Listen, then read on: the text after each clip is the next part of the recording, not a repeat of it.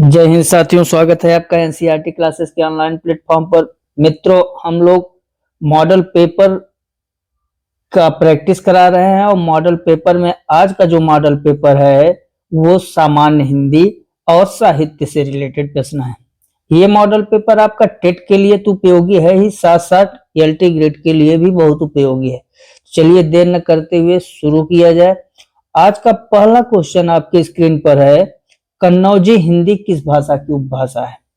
देखिए, जो कन्नौजी हिंदी है वो किस भाषा की है? पश्चिमी हिंदी की है। पूर्वी हिंदी की भाषा क्या है?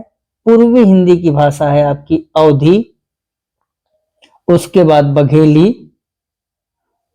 बघेली भाषा आती है पूर्वी हिंदी में, और छत्तीसगढ़ी। ये सारे भाषाएं आपके किस में आते हैं? ये आते हैं पूर्वी हिंदी में। पश्चिमी हिंदी में कौन कौन से आता है? तो पश्चिमी हिंदी में आपका आता है कन्नौजी, पश्चिमी हिंदी में कन्नौजी। और कौन सी भाषा आती है? कन्नौजी के साथ साथ कौरवी, और कौरवी भाषा को हम लोग खड़ी भाषा भी कहते हैं, खड़ी बोली। ठीक, खड़ी बोली, बांगरू, बांगरू, हरियाणवी, बुंदेली, ये सारी भाषाएं पश्चिमी हिंदी की हैं। बुंदेली और ब्रज भाषा, हरियाणवी भाषा, ये आपकी सबके कौन सी हैं? पश्चिमी हिंदी में। राजस्थान में कौन कौन सी हैं भाषा? तो राजस्थानी हिंदी की जो भाषा है वो उपभाषा है मारवाड़ी है, क्योंकि राजस्थान में मारवाड़ी लोग पाए जाते हैं, तो मारवाड़ी। जयपुरी भाषा भी होती है, जयपुरी। और मेवाती, मेवाती भाषा भी हो, मालवी भाषा, मालवी के साथ साथ एक होती है, चाहे जयपुरी कहें भाषा, और इसी जयपुरी को हम लोग ढूंढाड़ी भाषा भी कहते हैं। तो ढूंढाड़ी, ये आपका ढूंढाड़ी जो भाषा है ये कहाँ पाया जाता है? सबके सब ये राजस्थान का जो है उपभाषा है। पहाड़ी हिंदी में क्या क्या आता है? पहाड़ी हिंदी में आता है आपका कुमाऊनी और गढ़वाली। कुमाऊनी और गढ़वाली भाषा किसमें आता है? पहाड़ी हिंदी में। तो आपने एक विकल्प से कितने प्रश्न को तैयार किया? आपने एक प्रश्न से और 4 विकल्प से 4 प्रश्नों को तैयार किया। आपके पास जो एक प्रश्न है, कन्नौजी हिंदी की उपभाषा की बोली क्या है, और उसमें पूर्वी हिंदी, पश्चिमी आपका राइट आंसर है, राजस्थानी और पहाड़ी, सब के अंदर जो जो भाषाएं बोली जाती हैं हम लोगों ने उसकी चर्चा करी। यहाँ छत्तीसगढ़ी में थोड़ा सा ध्यान दीजिएगा, छत्तीसगढ़ी, जो छत्तीसगढ़ी है, छत्तीसगढ़ी। ठीक, नेक्स्ट क्वेश्चन चलिए। नेक्स्ट क्वेश्चन कह रहा है, सर्वप्रथम भाषा, सर्वप्रथम भाषा का प्रयोग किस रूप में हुआ है? आप बताएं, सर्वप्रथम भाषा का जो प्रयोग है किस रूप में हुआ है? मौखिक रूप में। ठीक है, कौन सा विकल्प सही है? B option is the right answer. Next question क्या कह रहा है, बच्चे विद्यालय आने से पहले भाषा नहीं जानते, अपनी भाषा का व्याकरण जानते हैं, वर्णमाला जानते हैं, भाषा के सभी कौशलों में पारंगत होते हैं। आपको पता है, जब बच्चा विद्यालय आता है, बच्चा विद्यालय आता है तो उसे भाषा का कोई पता ही नहीं है, तो इसका कौन सा विकल्प सही है? A is the right answer. Next question, next question कर रहा है, भाषा शिक्षक के रूप में आप पाठ्यपुस्तक पर बल देंगे? बिल्कुल गलत। प्रश्नों के उत्तर पूछेंगे, ड्राइंग बनाएंगे, बच्चों को अपने अनुभव और विचार बताने के लिए उनमें उत्सुकता जगाएंगे। अगर आप भाषा शिक्षक हैं तो भाषा शिक्षक के रूप में सबसे अच्छा बच्चों को सिखाने का तरीका क्या है कि अपने अनुभव के अनुसार उनको विचार बताने के लिए कहिए। अगर ये न होता तो शायद प्रश्नों के उत्तर तो गलत ही है। सबसे अच्छा विचार क्या है आपका? बच्चों से उनके विचार जानिए और उनके विचार के के द्वारा आप अनुमान लगाइए कि बच्चा कहाँ तक सोच रहा है या सोचने की क्षमता रख पा रहा है। फिर उसके अनुसार आप उसको अपने भाषा में ढालिए। नेक्स्ट क्वेश्चन कर रहा है, बच्चे अपने बोल चाल की भाषा का अनुभव समाज परिवार से प्राप्त करते हैं, विद्यालय से प्राप्त करते हैं, थोड़ा बहुत रखते हैं, उपरोक्त में से कोई नहीं। जो आपका बच्चे बोल चाल की भाषा और अनुभव कहाँ से प्राप्त करेंगे? अपने समाज से, परिवार से। अगर आपने देखा होगा, अगर कहीं पर समाज जो है गंदा है तो वहां के जो बच्चे होते हैं 70% बच्चे उसी गंदगी, उसी भाषा का प्रयोग करते हैं। इसलिए कहा जाता है कि किसी भी व्यक्ति को व्यक्ति बनाने के लिए या उसे अच्छी शिक्षा देने के लिए शैक्षिक वातावरण का होना बहुत आवश्यक है। जैसा वातावरण रहेगा वैसा ही वहां के लोग और वहां की भाषा हो जाएगी। इसलिए जो बच्चे हैं अपने बोलचाल की भाषा में किसका अनुभव पाते हैं? समाज का, परिवार से पाते हैं। नेक्स्ट क्वेश्चन कह रहा है, कान पर जूं न रेंगना। कान पर जूं न रेंगना मुहावरे का अर्थ क्या है? माथे में जूं होना बिल्कुल गलत, बात को अनसुना करना, कान में फोड़े होना, बिल्कुल भी नहीं सुनना। कान पर जूं न रेंगने का मतलब होता है बात को अनसुना करना। नेक्स्ट क्वेश्चन कह रहा है, तू डाल डाल मैं पात पात। तू डाल डाल मैं, इसका जो उत्तर है उसको चयन करना है। तो इसका जो अर्थ होगा क्या होगा? पेड़ों पर चढ़कर खिले जाने वाला खेल गलत, एक से बढ़कर एक चालाक होना, चोरी करने के बाद पकड़ाई न आने का प्रयत्न। इसका क्या उत्तर होगा? एक से बढ़कर एक चालाक होना। ठीक। नेक्स्ट क्वेश्चन क्या कह रहा है, रेखा छुरी से तरकारी काटती है। इस वाक्य में से किस कारक, जो यहाँ पर जो से है वो किस कारक का है? तो आप जान रहे हैं कि किस कारक का है? करण कारक का है। क्यों? क्योंकि इसमें से के द्वारा क्या अलगाव की स्थिति हो रही है। अलगाव की स्थिति में कौन सा कारक होता है? करण कारक। नेक्स्ट क्वेश्चन, देशभक्त में कौन सा समास है? देशभक्त का मतलब देश का भक्त, देश का भक्त। देशभक्त के लिए क्या है? देश का भक्त। और इसमें कौन सा समास होगा? तत्पुरुष होगा। ठीक। नेक्स्ट क्वेश्चन क्या कह रहा है, पीने की इच्छा के लिए एक शब्द होगा। जो पीने की इच्छा रखता है उसे कौन सा, पीने की इच्छा रखने वाले के लिए कौन सा शब्द होता है? पिपासा। क्या होता है? पिपासा। कौन सा उत्तर है आपका? B option is the right answer. Next question क्या कह रहा है, व्यर्थ का संधि, जो व्यर्थ है उसका संधि विच्छेद क्या होगा? व्यर्थ का संधि विच्छेद बताइए। तो इसका जो संधि विच्छेद होगा, व्यय धन अर्थ नहीं। क्यों नहीं होगा? व्यय धन अर्थ बन ही नहीं रहा है। जो व्यर्थ है, व्यर्थ आपका कौन सी संधि है? आपको पता है कि व्यर्थ।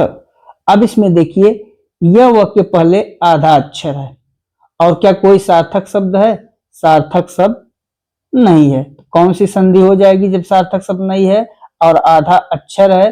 कौन सी संधि होगी? यण संधि।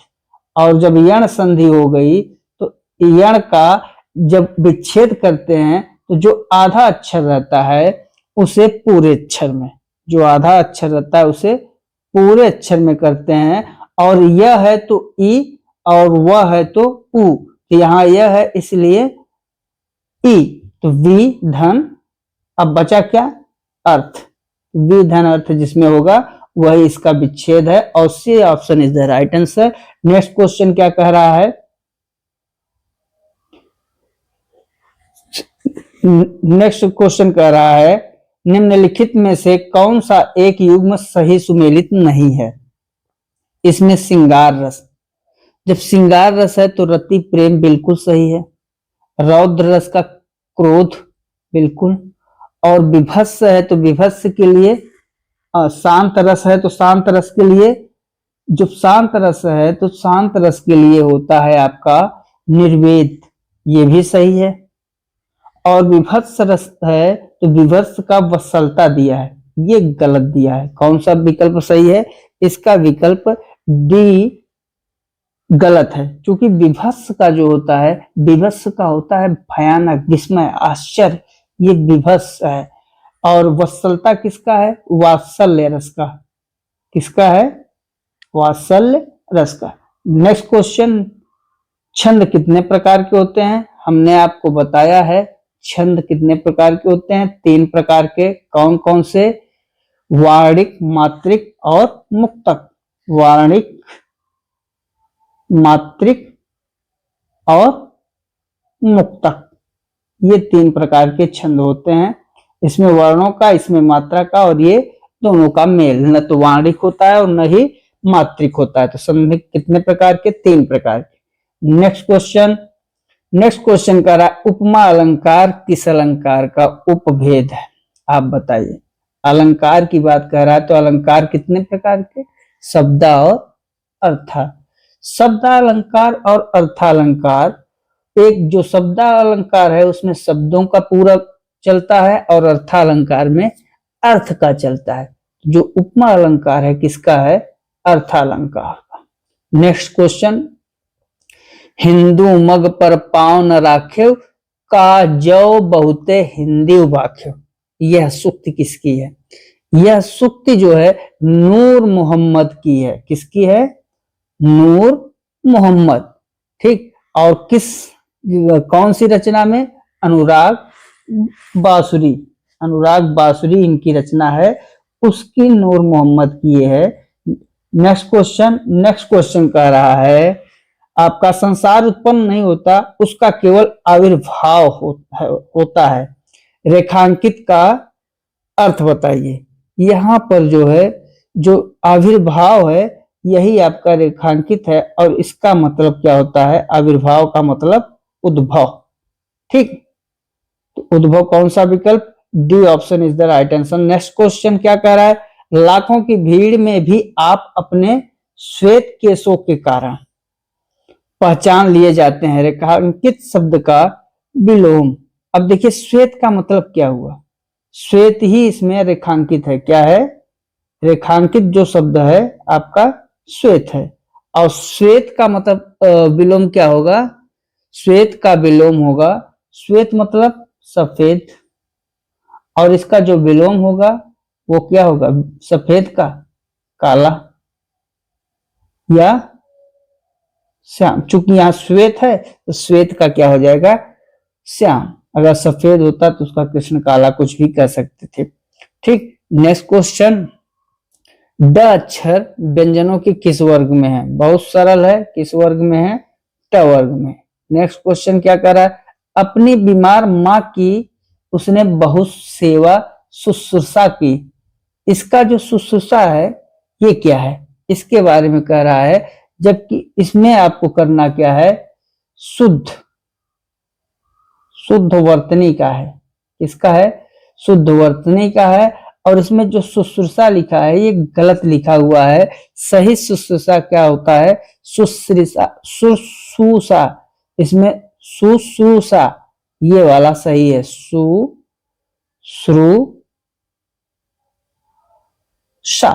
ठीक, तो C option is the right answer. ये शुद्ध वर्तनी से है, इसमें शुश्रूषा गलत लिखा था।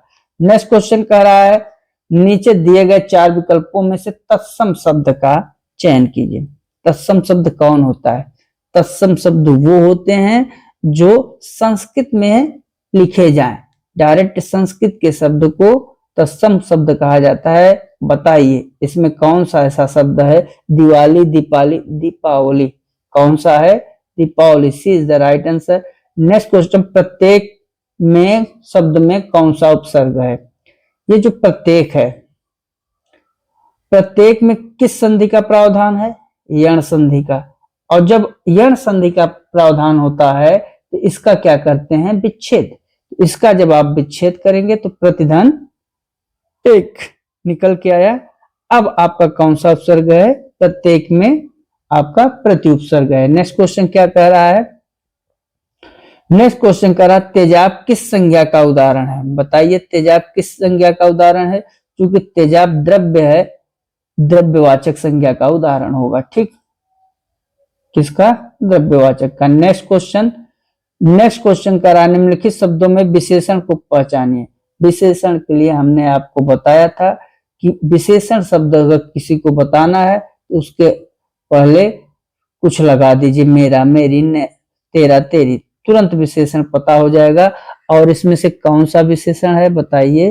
तो आपको पता है ऐतिहासिक ही विशेषण है। क्या है? विशेषण। ठीक, उपासना क्या है? विशेष्य है। इसका जो विशेषण होता क्या होता? उपास्य। ठीक, उपास्य इसका विशेषण होता। अपेक्षा क्या है? विशेष्य है। अपेक्षित क्या होता? विशेषण होता। आश्वासन क्या है? आश्वासन विशेष्य है। आश्वस्त विशेषण हो जाता है। ठीक, नेक्स्ट, घुस्तक पढ़ी जाती है। यहाँ पे घुस्तक पुस्तक पढ़ी जाती है, घुस्तक लिखा हुआ है, घुस्तक को सुधार लीजिएगा, क्या होगा? पुस्तक पढ़ी जाती है। कौन सा वाच्य है बताइए? जब पुस्तक पढ़ी जाती है, यहां पर देखिए कर्ता का पता नहीं, कर्म है और क्रिया, तो कौन सा वाच्य हो जाएगा? कर्मवाच्य। नेक्स्ट क्वेश्चन, अमीर खुसरो को किस नाम से जाना जाता है बताइए? अमीर खुसरो को किस नाम से जाना जाता था?